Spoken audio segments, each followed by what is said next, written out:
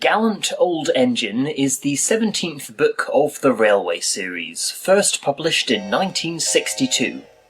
Written by the Reverend Wilbert Awdry, this was to be the final book in the series to be illustrated by John T. Kenny. The 52-year-old Kenny's eyesight had begun to fail him. As with all the other artists of the Railway series, information about Kenny is scarce. Thus it is unclear whether he volunteered to retire or was replaced by insistence of the publishers.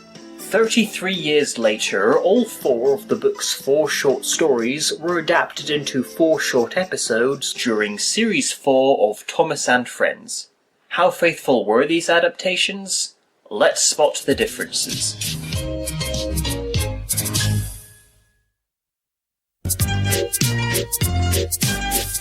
Peter Sam's funnel has not been the same ever since runaway trucks carrying slate crashed into the little engine.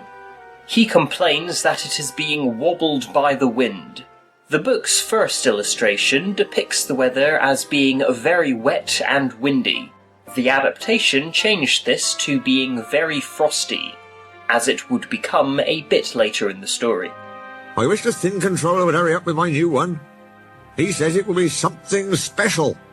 You and your special funnels. Laugh the other engines. The thin controller was replaced by the fat controller in the TV series, but regardless of this, in the episode Peter Sam refers to their manager as their manager.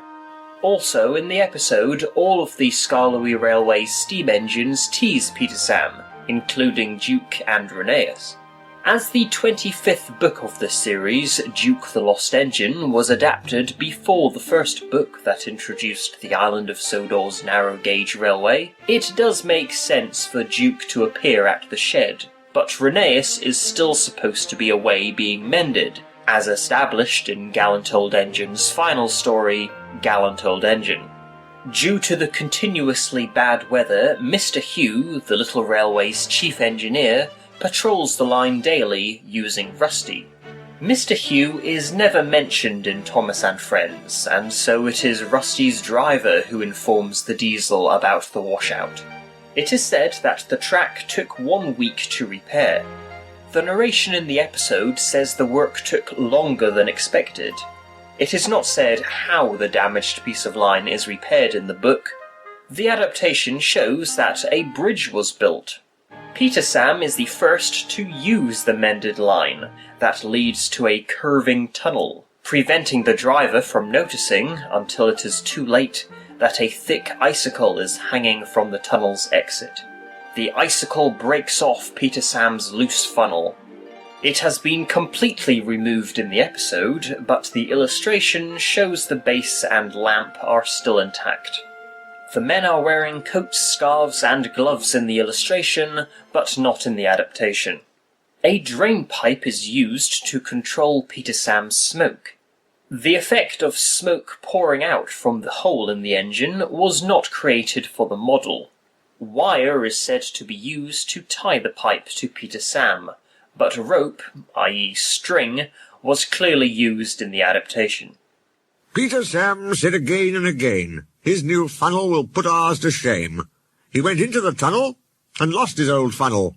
Now his famous new funnel's a drain. Ha! The thin controller explains to Peter Sam how his new flat funnel will make pulling trains seem effortless. It's a diesel, the most up-to-date funnel there is. With your old funnel, puffing is hard work. It uses strength you need for pulling trains. Your new funnel has special pipes, which help the air come easily. The fat controller just tells the little green engine that it is special. The model of the new funnel looks much thicker and rectangular than it appears in the illustration. Oh dear, Exclaimed Peter Sam. someone squashed it. The fat controller laughed. Due to his wheels repeatedly slipping between the rails, Sir Handel is given broader tyres. This does not happen in the adaptation. Instead, we are told he has always had these wheels, and is only now being teased about them. In the episode, Peter Sam tells Sir Handel that he too was teased for being different, which Sir Handel would obviously be very aware of, as he was the engine who sang a song about his colleague's special funnel. As with the previous episode, Rheneas is present when he shouldn't be, and, as with every time an engine winks in the railway series, the model does not do this. Railways are no good. Pull 'em up. Turn 'em into roads. George the Steamroller is introduced working near to the engine's shed. In the book, he is working alongside the line, where Sir Handel will soon begin his conflict with the rude rail-hating roller. More context is given in the book about the job George is doing. Workmen had come to widen the road which ran for a mile or two beside the railway. They pulled down the wall, and nothing now protected the line. In the illustrations, George's entire face is green, not grey, like Daisy. When the two arrogant steam engines meet, George is still working to remove the wall, which has by now been reduced to rubble alongside the narrow track. In the adaptation, George is not working, just waiting at a level crossing, and Sir Handel is pulling a small train behind him, not in front of him. You, I suppose, are George. Yes, I've heard of you. And I've heard of you. You swank around with steamroller wheels, pretending you're as good as me. Actually, retorted Sir Handel, I'm better. According to the narrator, the next sequence occurs on the same day, but the author said it happened one afternoon, presumably meaning it is days after the arrogant engine spoke. In the episode, George has no option but to travel close to the rails, as the rest of the road is filled with workmen working. This differs greatly to the book, as the illustration shows there is plenty of room for the steamroller, but he refuses to give Sir Handel enough space to pass safely. Get out of my way, you great clumsy road hog. I don't move for imitation steamrollers. George seemingly deliberately hits his roller into the middle of Sir Handel's train. In the book, George accidentally collides with the front van of Sir Handel's train. As with most of the incidents that occur in the railway series, this collision was inspired by a real-life crash. The policeman who stops the two drivers arguing was given a bicycle for transport in the episode. In the book, Rusty and Mr. Hugh come to help clear up the damage, but it is the workmen who are working nearby who do this in the adaptation. The group of children who embarrass Sir Handel are allowed to stand so close to the engines because in the book they got permission from Mr. Hugh first. Look, here's the Handel. He raced a steamroller last week. The roller nearly beat him too. It was most exciting. Skarloey is being polished by a young girl called Nancy. She tells the little old engine that after 7 years, Rheneas will be back from being mended tomorrow. In the episode, Rheneas's return is a big coincidence, as Skarloey was dreaming about his old friend, but the date of the arrival is changed from the next day to soon. Duncan wants a polish too, but Nancy can't, as she has to go help the refreshment lady. In the book, the young girl does promise to give him a good rub down tomorrow. She doesn't promise to clean him in the adaptation, making Duncan's sulk seem slightly more justified. It isn't fair, he complained. Peter Sam gets a special funnel, Sir Handel's special wheels, passengers get ices, and I'm never even polished. Later that day, a coach from Skarloey's train derails, and so Duncan is told to bring workmen to help, and then continue on to the next station with the remaining passengers. In the book, the reason Duncan is picked for this task is that he is in steam. Steam engines can take hours to start depending on their size and the weather. Oh, he can't keep the passengers waiting any longer, said his driver. Duncan was cross. You always think about passengers. Never about me. Once rescuing half of Skarloey's 2 o'clock train, Duncan has to pull his own scheduled 4 o'clock train. In the episode, Duncan doesn't collect a new train, and so for the second half of the story, he is still pulling half of Skarloey's train. The sulking Scottish engine is given a brief rest while crossing the lake, whereas in the original story, this happens before setting off with his 4 o'clock train.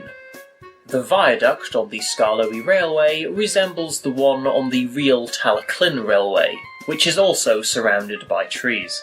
In Thomas and Friends, the narrow gauge viaduct is 10 times higher off the ground, with all trees and bushes being at a great distance away from the bridge. Keep your old station. I'm staying here. Skarloey has to pull Duncan and his coaches to 2 stations to let all the angry passengers get home. Only one is featured in the adaptation.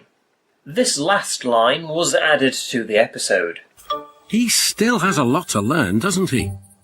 This line will prove itself to be very redundant, as with all long-running television series, every character with flaws is doomed to repeat their mistakes again and again for the benefit of entertainment. No polish, no passengers. Duncan muttered to himself. The 4th and final story starts with Skarloey lecturing the obstinate Duncan about the importance of passengers. Passengers are our coal and water. No passengers means no trains. No trains means no railway. Then we'd be on the scrap heap, my engine, and don't you forget it. The adaptation replaced this with the narrator giving a character profile on Duncan. He grumbled that he wasn't polished enough. He grumbled that he was overworked. Most of all, he grumbled about the passengers. Skarloey tells the tale of how Rheneas saved their railway.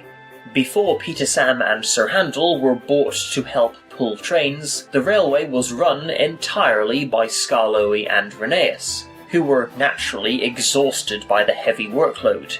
Although it is not clarified, it is indicated that the narrow gauge railway was in trouble financially. There hasn't been enough business for the manager to afford more engines, and Mr. Hugh was both engines driver and fireman, while the Thin Controller acted as their train's guard. This shortage of crew is not mentioned in the episode. Oh, I've got cramp. He groaned. The weather during the next sequence is very much the opposite of how it appears in the illustrations. Instead of being misty, wet and gloomy, the weather is bright, hot and sunny. Presumably this change was made to help the mood and atmosphere of the story, especially as the sun breaks through the clouds once Rheneas' exploit is over. Other changes include Rheneas' train being half the size and the countryside being filled with sheep. To help Rheneas start, the passengers all pushed the train. This doesn't happen in the episode. We expected a long walk, but you brought us home. We'll come again and bring our friends. While the author does state that some of the Fat Controller's engines have come to welcome Rheneas back to Sodor, Kenny's very last illustration for the Railway series contains more workmen than steam engines.